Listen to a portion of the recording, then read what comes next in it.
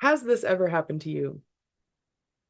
Have you ever watched from the sidelines in horror as you see one of your good friends or colleagues reach out and commit to a decision that involves your area of expertise,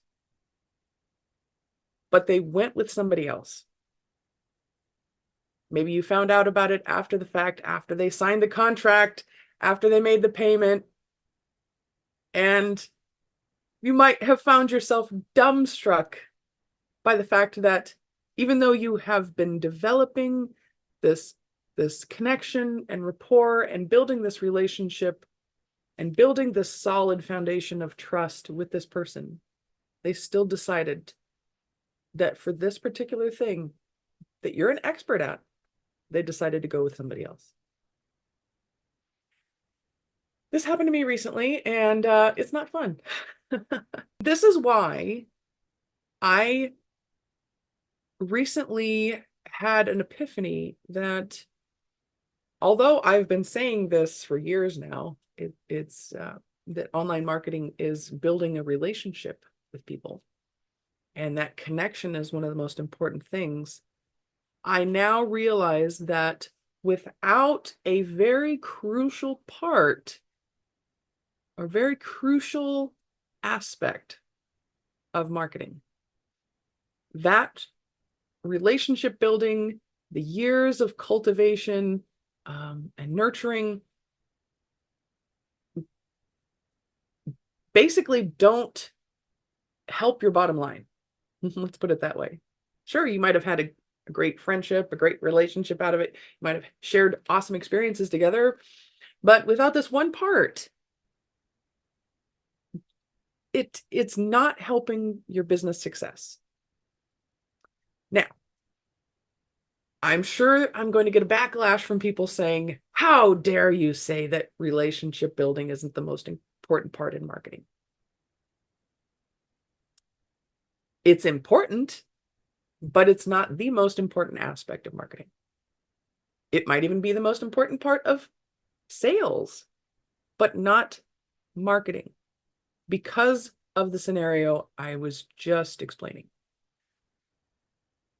I believe now that I've had this revelation that messaging is far more important in your marketing efforts. Because if you are not the go-to expert in the minds of the people that you are trying to work with, that's what you're leading up to, is you want to have a business partnership with this person, right? Either they're your client or your partner or your joint venture partner, whatever it is. What is more essential is the messaging, because you want them, the instant that they think of something that is related to your topic of expertise, you want them to say, oh yeah, Latara, she's the person that I need to talk to about this. And I feel like this crucial aspect was missing in my own marketing. So full transparency, full vulnerability here. I'm learning as well. And one of the things that I have found is detrimental to your messaging is having more than one area of expertise. And as a multi-passionate, skilled polymath, I find that having multiple skills is actually a detriment. And this is why all the gurus out there tell you to niche down. It's because you want to be the go-to expert in topic. And if you're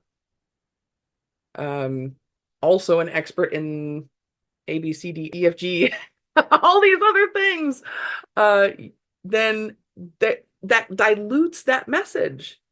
That dilutes that message that you are the person to talk to about this subject. And essentially, if you are really really freaking good at one thing, stay that way. You have a distinct advantage over somebody like me. I have too many skills. I went out there and learned all the things like they told me to do.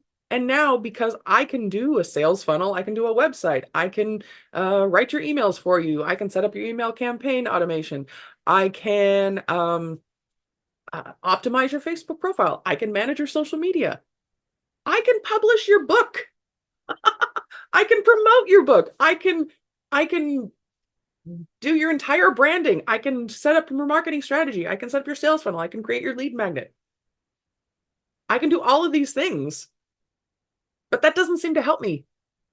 That does not help me one iota, because people aren't looking to me saying, oh, she's the sales funnel person,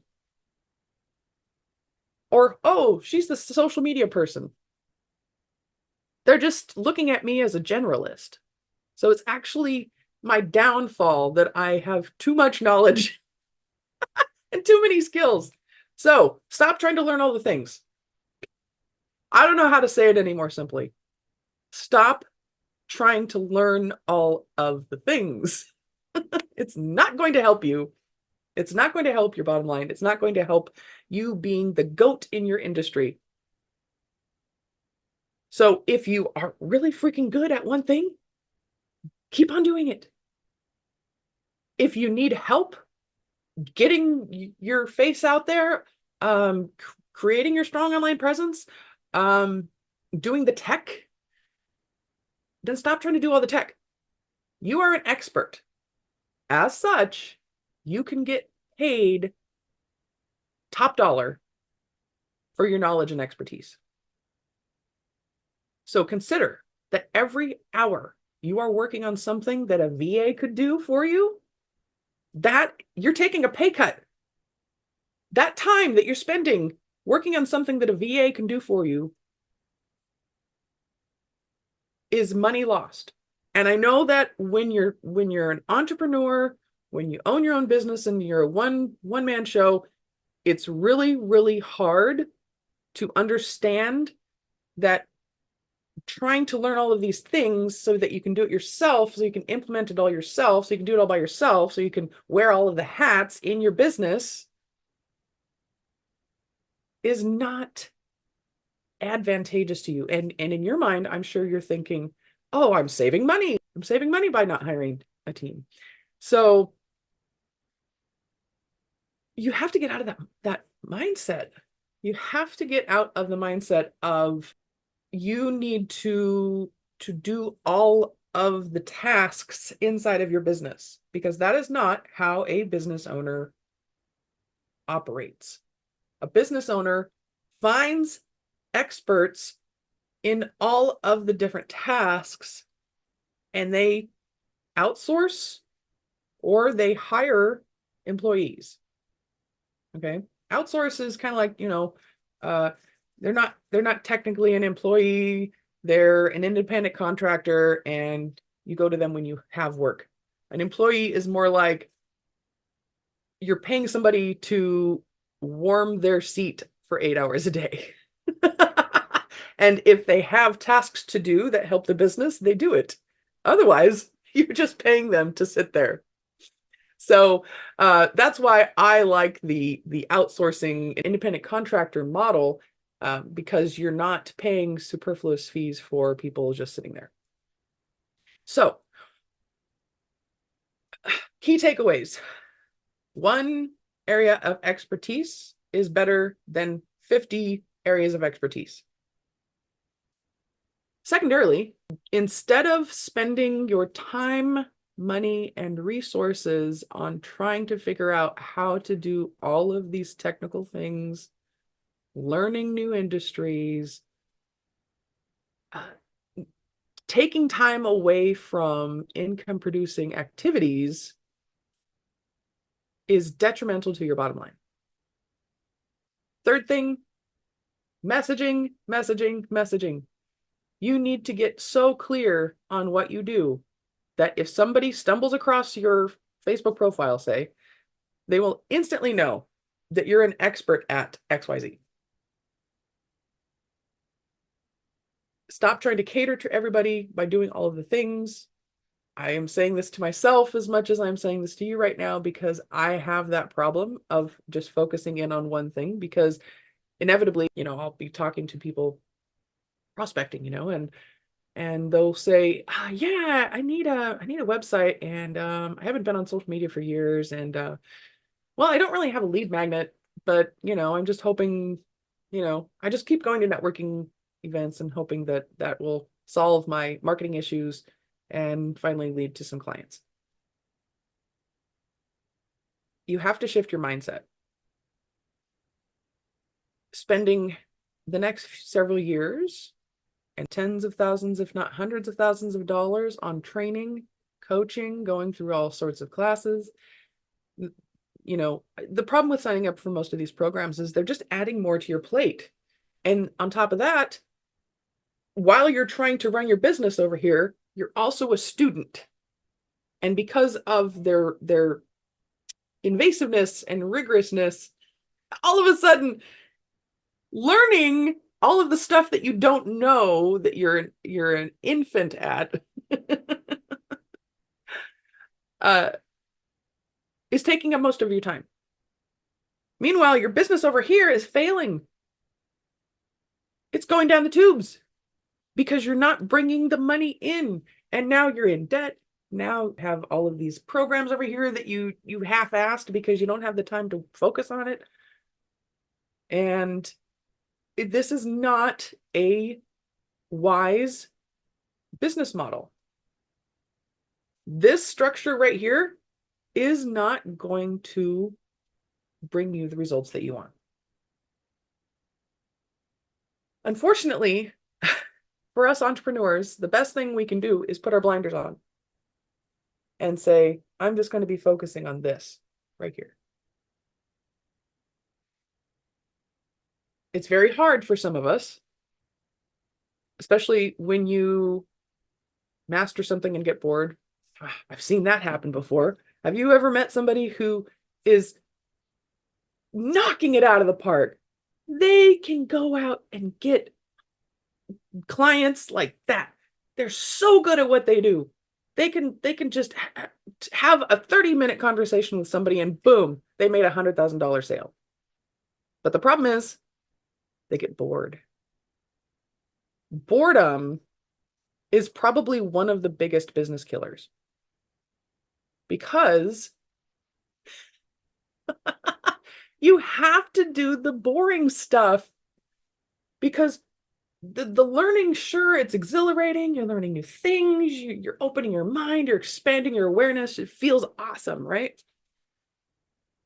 And then once you've mastered it, and now instead of it all being something new and discovered, it's rote. You're just doing the same strategy over and over again. You know all the ins and outs to it. You're so used to it. It's a habit, and now it becomes boring. And now, if you just stuck with the boring train, you'd become a millionaire, a multimillionaire. You'd have generational wealth to pass down. You'd leave a legacy for your entire family line. But instead of pursuing that path because you're bored, you decide, well, my heart's not really in it anymore, so I have to go and do this new thing. So now you have to go and learn new skills all over again, and it's like you're starting from square one. This is the equivalent of a rocket launch. The jet propulsion, I'm not probably not going to be using the right terms here because I'm not a scientist, right? But the jet propulsion to get off of the ground, just those 2 inches off of the ground, where it goes from resting on the ground, having gravity to do its thing, to being airborne 2 inches, that gap right there is the most powerful expulsion that rocket has to do in order to make that lift. make that 2-inch jump. Okay. What you're doing by jumping ship when something gets boring is you're getting your rocket to go up those 2 inches. And instead of taking off, you're going, well, okay, we did that. Just, all right, let's just abort the whole mission. You're completely sabotaging yourself. So instead, once something gets boring, this is something that I just recently heard from somebody. Once your business gets boring, this is where it can start actually getting really fun, because you are setting yourself up for success. You don't have to go through that stress and that worry of where is my next dollar going to come from, right? So you've omitted the stress part of it, okay? And now, if you need a challenge to make your life exciting, then this is where you start trying to increase your numbers.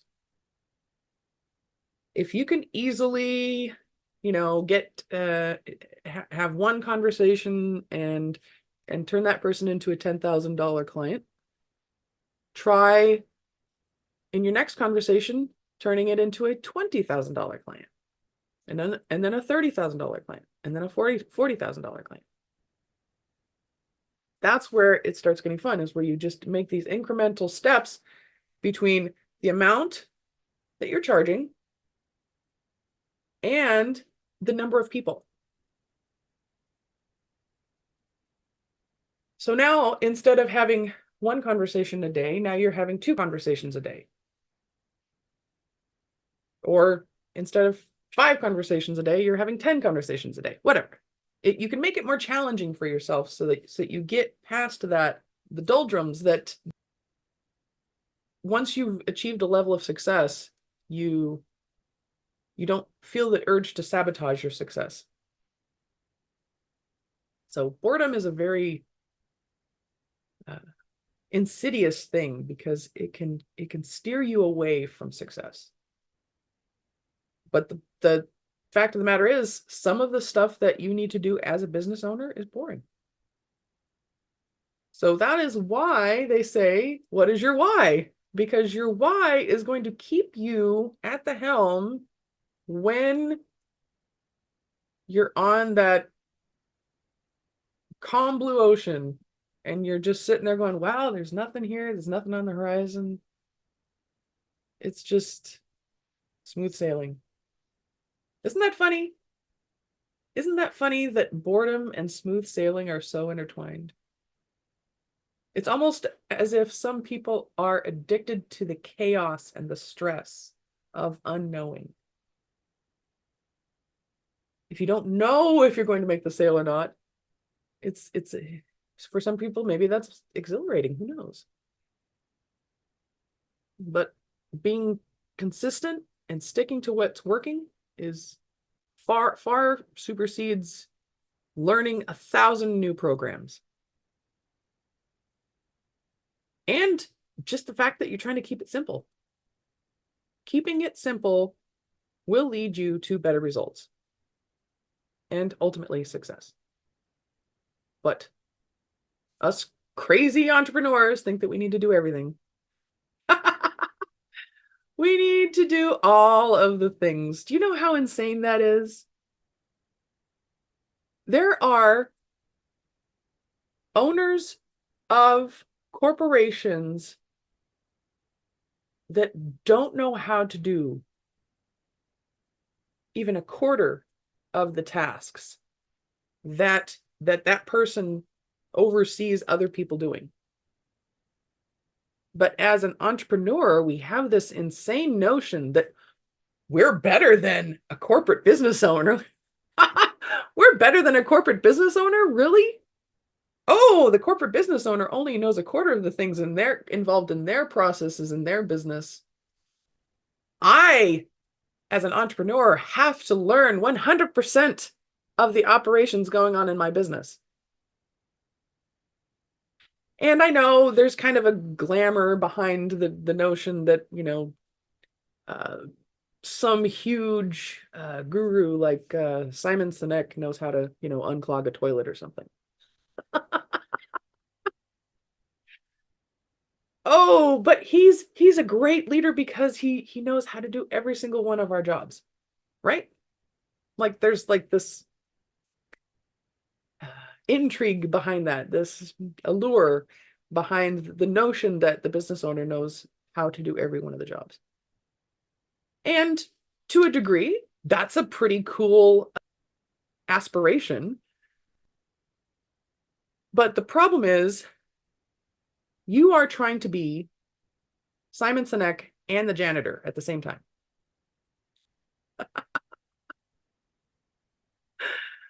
You, instead of going out there and making the big bucks and going and speaking on stages and all this glitz and glamour, you're in the bathroom stall unclogging a toilet. You're spending your time working on that on that pipeline instead of working on your pipeline. And I'm sorry, I don't mean to insult janitors. I have absolute admiration and respect for somebody who is able to take that on as their primary mission in life. God bless them. I, for one, wouldn't want to be a janitor. I would rather work with clients and help them launch their visions in the digital space than clean bathroom floors. So just keep that in mind. Your area of expertise is your ship that you are going to set sail on. Now, if you have a big ship, it makes sense to go out and get a crew, right? You don't want to just do all these operations. I'm just thinking of like, Pirates of the Caribbean right now for some reason, but like just trying to be the one and only person managing this entire ship. It's insane, right? You need a crew. You need a crew because you need some back and forth. You need a hand. You can't just do all the things by yourself. But entrepreneurs have this freaking insane notion that we are going to do all of the things. A one-man show. I'm going to run my entire company all by myself because I'm saving money, god damn it.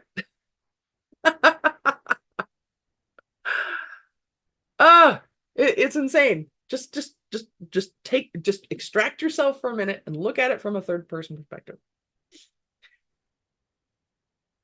That is insane. You have to be a superhuman to pull that off. I mean, there's a couple of models out there where you could just, sit back on the beach and reel in the passive income while you're not even working. Yeah, when does that happen? Like once in every once one person out of every million maybe can come up with a way to do that, but for the rest of us, that's a pipe dream. So instead of relying on these ridiculous notions that, I'm going to be sitting on the beach with my feet in the water, with my laptop on my lap, sipping a martini, living the dream. And I'm an entrepreneur doing all of the things and wearing the hats. Those two things are not congruent. It's impossible. If you really do want to live that kind of lifestyle, then you definitely have to consider hiring people.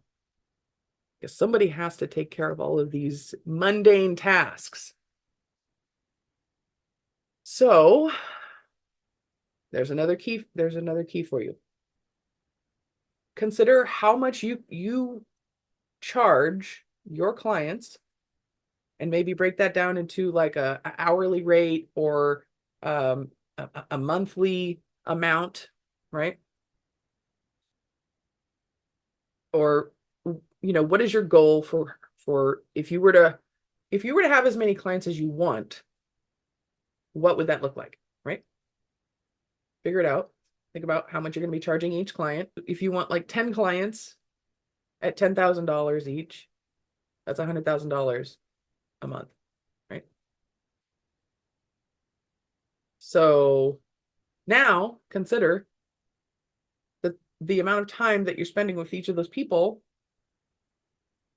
What if you were to take that time away from that $10,000 mark, and now all of a sudden you're going over here doing something that you could hire somebody to do for $15 an hour? Why are you doing that? You're not saving money. It just looks like you're saving money. It's an illusion. The concept of saving money by doing that is completely an illusion, because when you're over here doing this mundane task, instead of going over here and working your magic with your clients and making top dollar, that's money that you are not bringing in. So it's hard to see that you are losing money when you don't see the money there in your bank account in the first place. But if you were to just take some time to figure out what your goal is, what that would require, how many clients at what amount each month, and now calculate how much you're making now. Because if you're watching this, you're probably not making the money you want. Let's just be honest. You're probably not out seeking solutions to problems if you don't have any problems. So where are you now versus where you want to be? And then figure out how much time you actually need to dedicate to working with your clients. Like, what are you promising them? An hour session a week? Calculate that in. If you have 10 clients, you have to calculate how many hours each week those in total that you're going to be spending. Now, if you're over here and you bought a $5,000 course so you can learn how to do your own social media management, not only is that the money that you spent on the program, the time that you spent on the program, and let's say it's a 6-month long course, now that's 6 months of you not getting this number over here that you wanted all along. So I'm all about setting up your infrastructure, creating a solid foundation, and then building from there. But it's not serving you to, learn all this other gobbledygook when all you have to do is go and hire a VA or hire somebody like me. I'm like a super VA because I know all those things. I know the strategy behind it. I'm not going to sit there and say, yes, sir. What would you like me to do, sir? I'll be like in your face going, okay, let's do this. And then if you do this over here, then that's going to connect this to this, and that will create brand awareness, and this will solve all your problems for your clients. So yes, I'm tooting my own horn right now because I have so many friends that don't know what the F I do right now. And when I say digital marketing, and then they ask, oh, you mean, do you do this? Yes, it's all within that scope, right? I do digital marketing as a whole, meaning tech, strategy, sales funnels, lead magnets, branding, graphics, copywriting, social media. Just, yes, digital marketing is my thing, if you haven't figured that out yet. Apparently, I have to do a lot more horn tooting because people don't know what I do yet. Even people that have known me for years. So that's why I feel like being multi-passionate is a curse, because people assume I'm a generalist, even though I have put in tens of thousands of hours in each one of these categories. And I'm sorry that the name is slipping my mind at the moment, but some famous author basically made the point that if you invest 10,000 hours into something, you are now an expert in that. And I have spent, 23 years now in publishing, marketing, branding, graphic design, and in the past 10 years, digital marketing specifically. So yes, I am an expert in each of these categories because I have upwards of 10,000 hours in each of these categories. Now, the funny thing is, the person that your bestie is going to go hire to do their XYZ thing probably has invested maybe 2 years into it, right?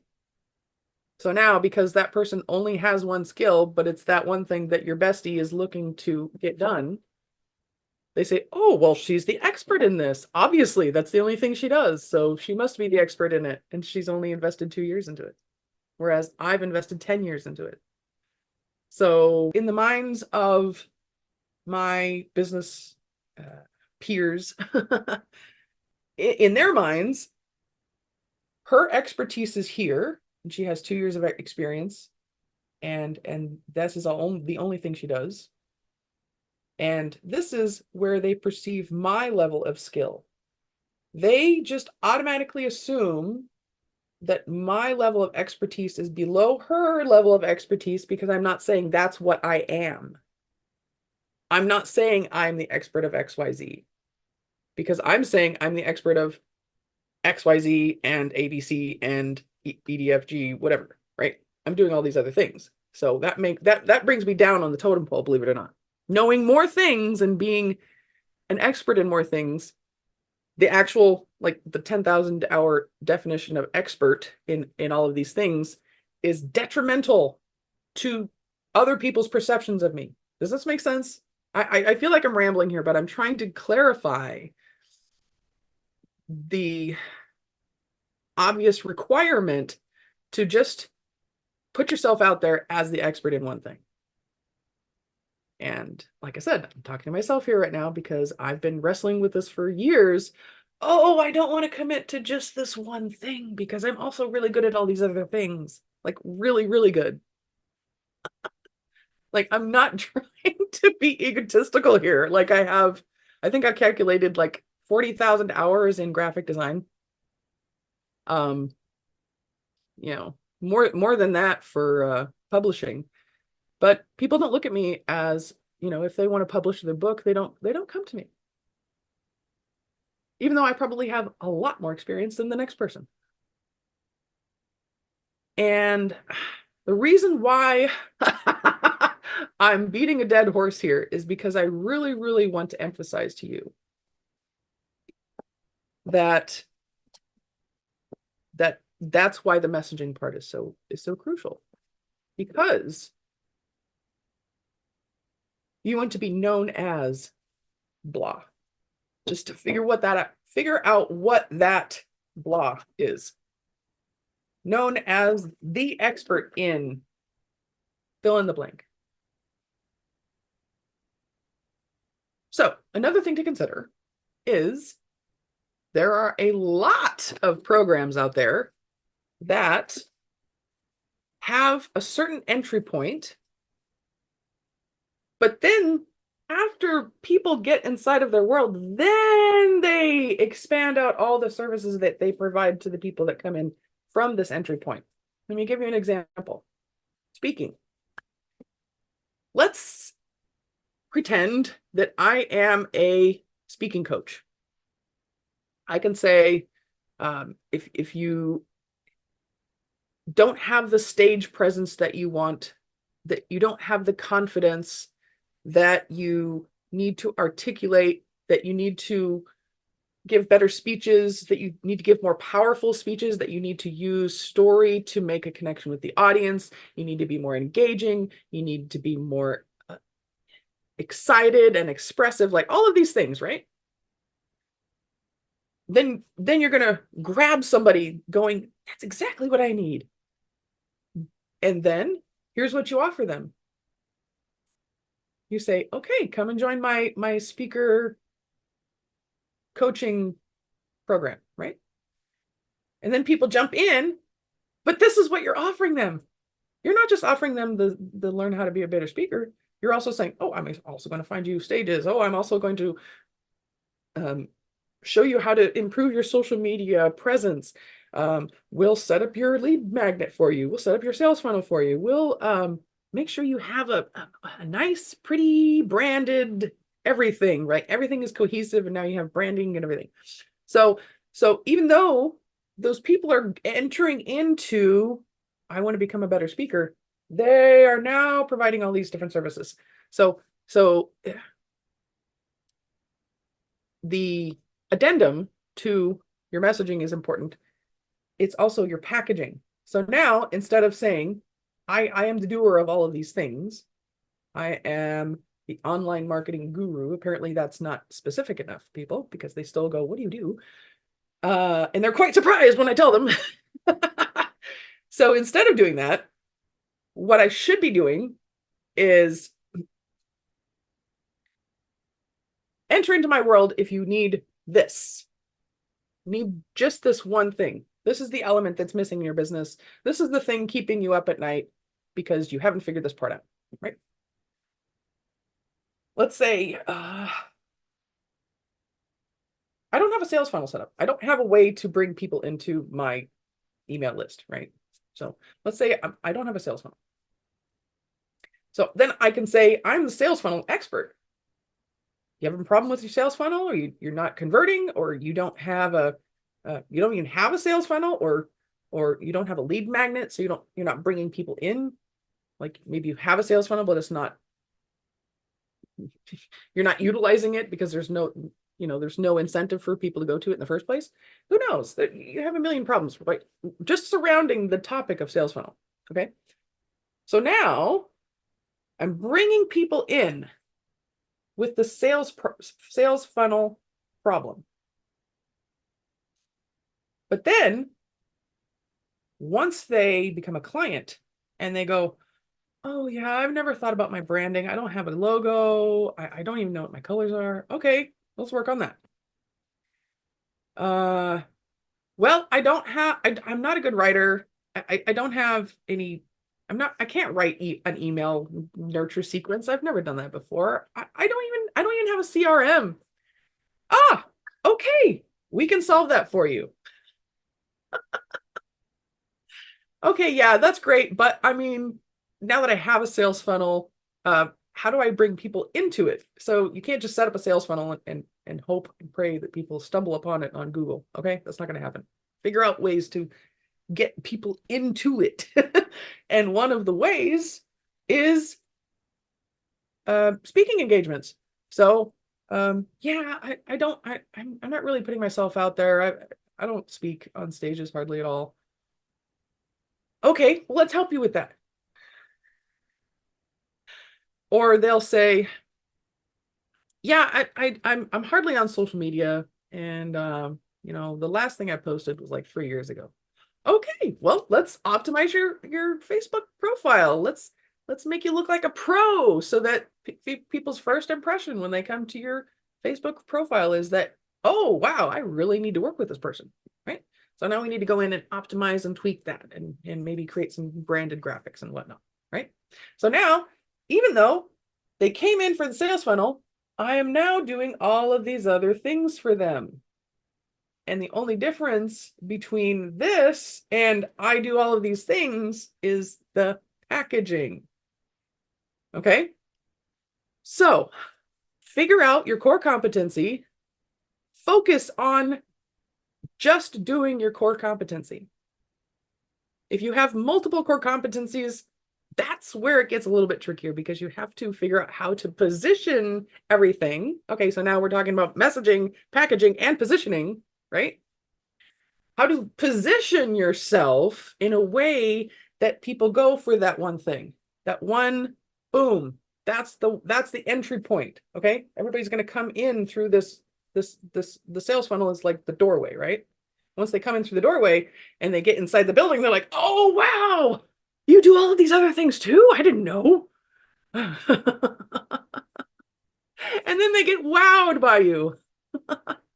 So,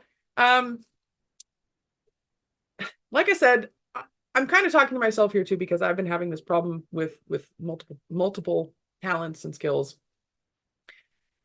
for years now, and I have had to shift the way I'm putting myself out there, because originally I can brand you like a $1 billion company. That was my tagline for a long time. And then I realized that people don't even understand what branding means. And branding really does go hand in hand with online marketing, because you're doing all the same things. You know, your brand is an extension of you. It is the projection of you out into the world. It's an expansion of you. So, you know, your brand is more than just a logo and some colors. Okay. The colors, if you do have colors in your brand, they should signify something. They should mean something. They should be trying to convey a message to your audience that, you know, you're trustworthy, or you're excited, or you're passionate, or you're confident, or, you know, whatever. See, each of these colors conveys something. So that's where the colors come in. And a lot of people don't understand this, is that each color has a certain meaning. It conveys a certain emotion.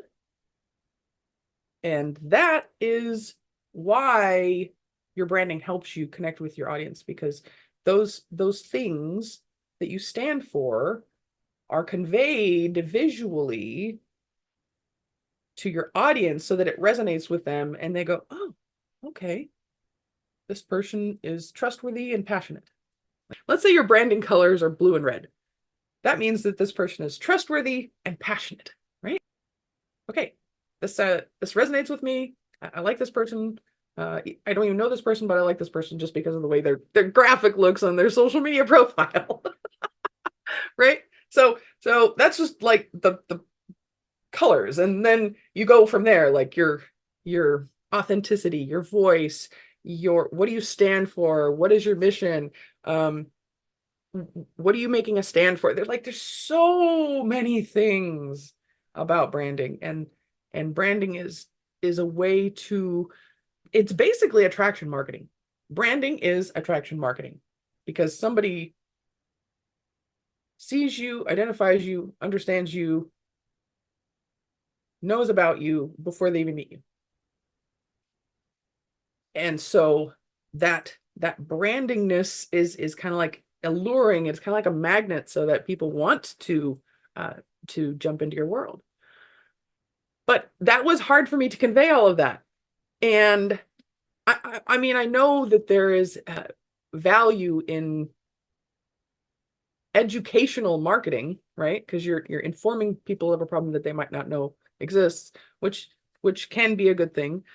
But if people are not aware of something, how do you make them aware of that thing in order to know that they have that problem? It's quite a challenging dilemma, actually.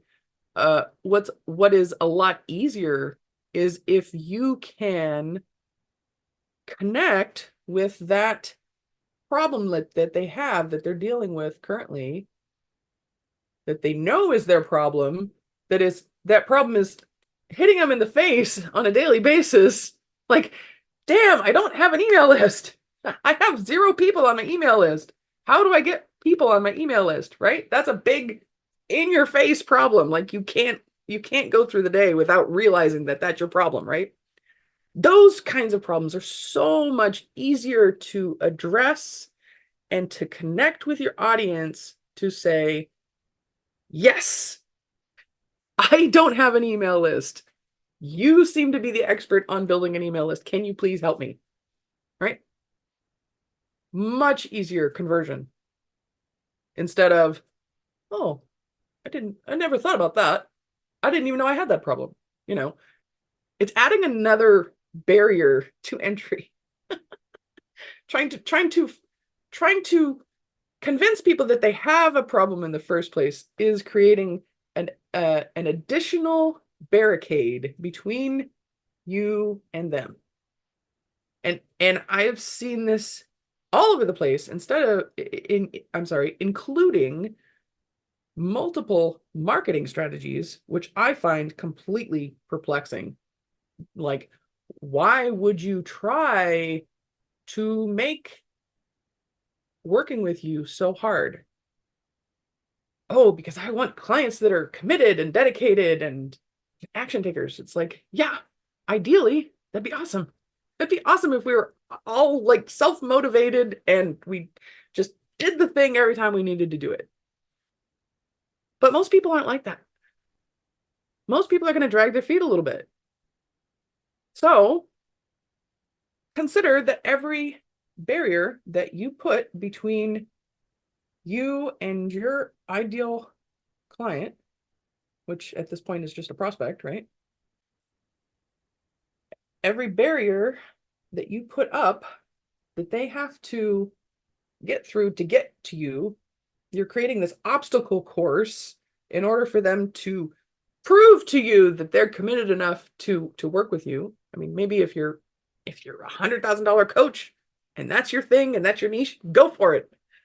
And if you're a struggling entrepreneur, you need to get rid of that obstacle course. Okay. Obstacle course things like, I was recently in something talking about exclusivity. And I suppose if it was like an elite Hollywood club, then yeah, exclusivity is awesome. It definitely has a purpose. I'm not poo-pooing the idea of exclusivity in your strategy, but make sure that if you are super exclusive, that you have a reason for it. Like, I want to make sure that I only have clients who are making $100,000 a year. Then sure, yeah, go for it. But if you're saying, if you're making up rules, like you need to show up to every meeting, and if you don't show up to every meeting, there's a penalty, and if you miss too many meetings, then we just kick you out, even though you paid $50,000 to be here. Yeah, I didn't like that. That really rubbed me the wrong way. I don't know if that's you. I mean, some people out there, they were all for it. They're like, "Oh yeah, let's do that. I want to punish my clients." I must be a little bit rebellious here because, you know, I remember when in my 20s I would go to like these nightclubs and you'd have to pay a cover charge to get in. And then inevitably the bouncers treat you like crap, even though you paid to be there. You know what? If I'm paying to be somewhere, I want the red carpet treatment. I don't want to be given a bunch of restrictions and chastised and treated like I'm a bad kid with the dunce cap on, sitting in the corner of the room. Okay?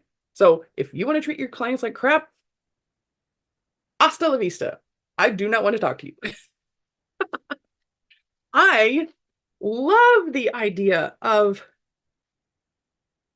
collaborating with my clients, coming up with just having these vision strategies where we just go like, what do you want this to look like? How can I help you create this vision? How can I help you launch this baby out into the world and give it life? That really fires me up. I just like, ooh, I get a rush out of that when I be like, okay, you've been wanting to do this for 10 years now. Let's do it. Let's make it happen. Yes, that's what fires me up, right? I don't like all of the weird little restrictive things. It's punishment, blah, blah, blah. It's for somebody else. Some people kind of get, maybe they need the kick in the pants to try to, get motivated or whatever. That's their style. That's not my style. I avoid that like the plague. And we often attract clients that are similar to us or are a past version of us, right?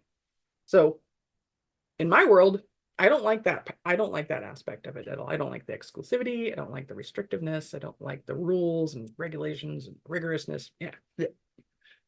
Screw it. And that's my style. So I probably resonate with people that are similar, that have that same opinion. Yeah, I don't want to go to a nightclub and have the bouncer kick me out because I'm, talking too loud or something stupid. So yeah, that's a barrier to entry. Exclusivity, restrictiveness, um, setting up too many things in the way. Like you have to go through this, you know, 25 question survey before you can set an appointment with me. Some people might get halfway through the survey and then go, oh my gosh, there's so many questions. I don't even know how to answer half of these. I'm just going to exit out. Or they look at the survey and go, I have to fill out a survey? I'm not even going to try. And they just exit out. I've even tried to get on uh, Calendly links with somebody, and they have all of these questions and they have the little asterisk next to them. So you know it's required that you fill this out in order to book the call. And I have looked at these things for days and then never pulled the trigger because it's just like, I don't even know how to answer this, or I don't want to answer this. Why am I giving you all this information? I just want to have a conversation with you. Okay. So questionnaires, for, forms, surveys, quizzes. I know there's like this huge marketing trend that everything needs to be quizzes. Quizzes lead people into your funnel and all that. Yeah, some people like quizzes. Not everybody does. And it, going off on a tangent here, but that, some of these marketing strategies are just like, wow, why are these people taking off? But I digress. So anyway, each of these things is a barrier, right? I saw your profile on social media and you look like the perfect person for me to connect with, but it doesn't have your contact information here. There's no link. There's no link to your website. That's a common one, by the way. Have a Facebook page or have a Facebook profile and a business page. And there's no way that somebody can connect the dots between your profile and your business page when it's so easy to just put the link to your business page at the top of your profile. So it's all of these little things, right? But, you just want to make it super simple, super easy, get people to work with you, remove all of the obstacles between them and you so that it's just like, okay, you want to work with me? Boom, here's my link. Let's book a call. In fact, if you don't have a sales funnel, that is the easiest sales funnel, by the way. A little marketing hack right there. Very low tech. Go to speaking events and say, my free offer is a one-to-one strategy session with me. Here's my Calendly link. Boom, that's all I need. Stop making it overly complicated. And it seems like the more desperate people are, the more of these programs are going to sign up for. And then instead of just doing, 1, 2, 3 steps to get everything set up so that you can start generating leads, they're trying to make it so complicated. And then because you're doing this program and that program and that program and that program, now you're so spread out. You're not really focusing on any one of those things. So nothing is working. And then you're like, well, I've done all these things and paid all this money and gone through all these programs and nothing is working. So I'm just going to go buy some more programs. Ha! How many times have you done that? Speaking to myself here. Yeah, keep it simple. Messaging, packaging, positioning, crucial. These 3 things are crucial. Okay. This was really long-winded and I had a lot to say apparently, but hopefully some of it sticks. Hopefully some of it means something to you. I hope that you've gotten a takeaway out of this that you can interject in your business and shift and start creating real results. So I hope this was helpful in some way. Thank you so much for watching and have a great day.